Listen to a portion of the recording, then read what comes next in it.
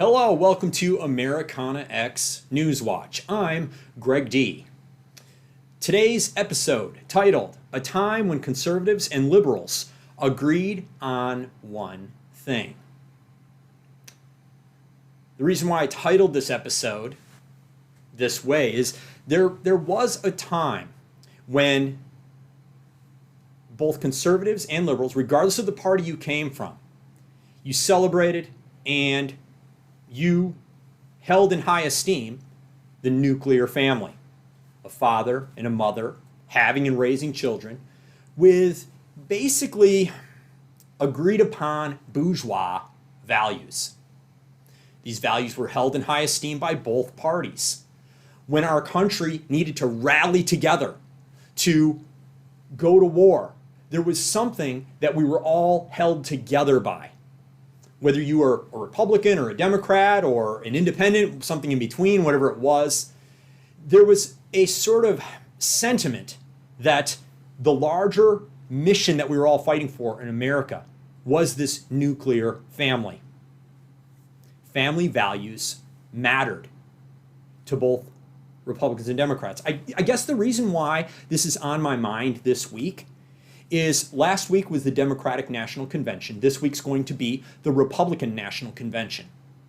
And to see the stark contrast in what the two parties value, really, it's kind of sort of shocking. You know, when you look at one party sort of ignoring the value of the nuclear family, while one party upholds the values of what in essence held our country together in the past. So we have one party that's mostly patriotic, and we have the other party which is trying to dismantle or disintegrate.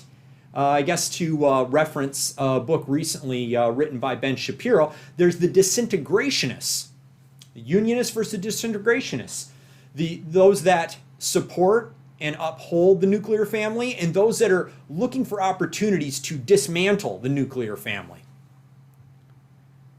Right now, you could say that there are two major world religions. There's a atheist secular religion, and then there's a religion that is based on a God, a belief in a higher power.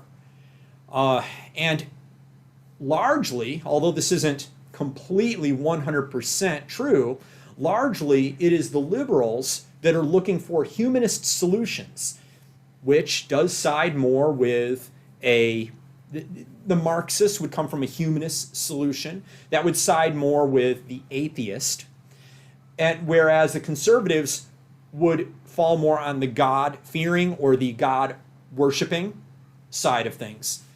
And because of these two ideologies, we're seeing a very stark contrast being the divide gets further and further all the time.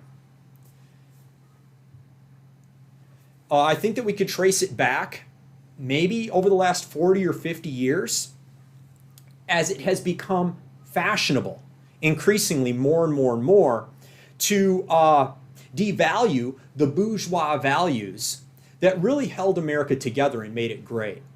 There was a time when it didn't matter really what racial background you came from or what your socioeconomic situation was.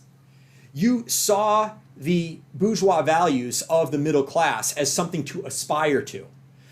I know that my parents and my parents' parents looked at buying a home, husband and wife staying together, raising kids, as being net positives, seeing those things as something to be aspired to.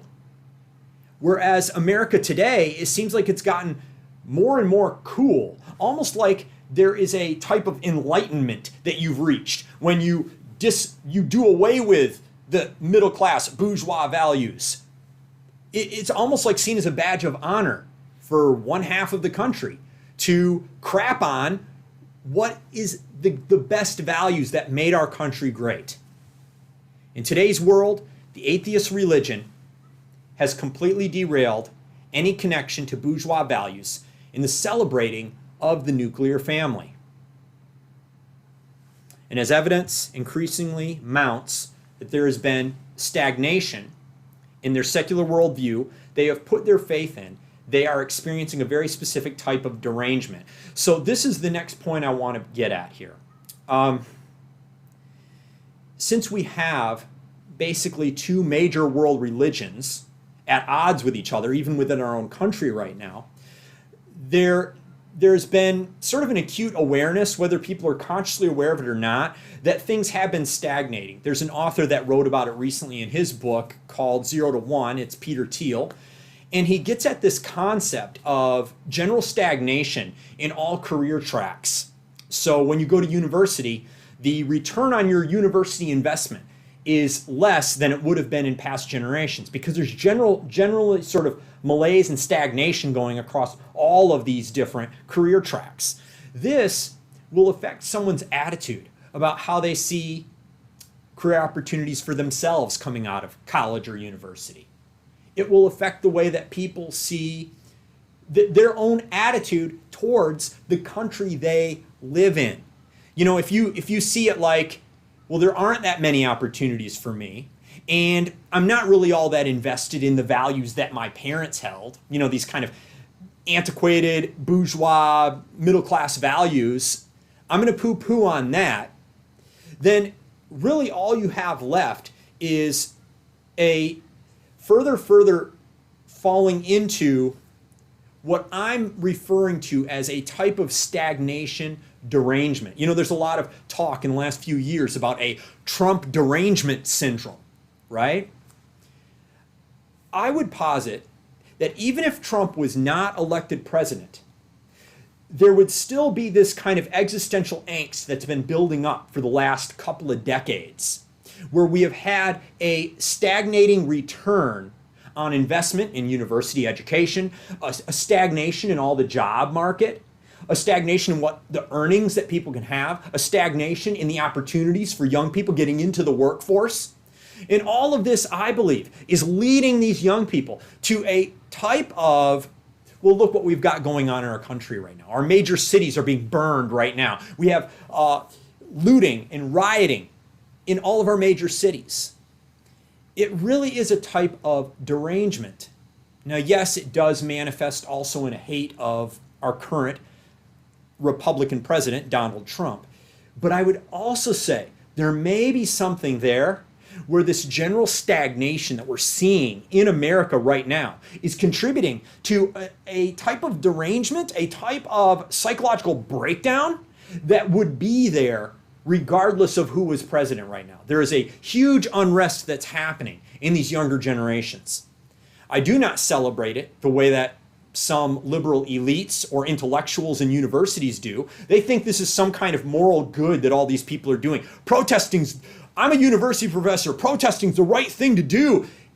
It is not being done for the right reasons today.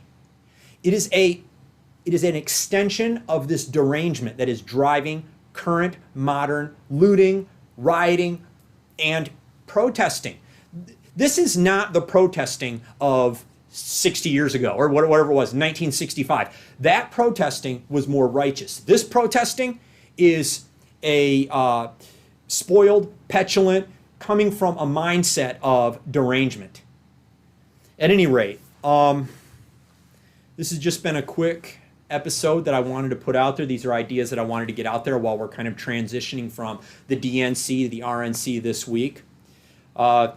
Starting on August 26th, this Wednesday at 12 noon, I'm going to be going live with Newswatch. The next episode of Newswatch this Wednesday at 12 noon. Tune in to Americana X TV on YouTube, and we'll see you then.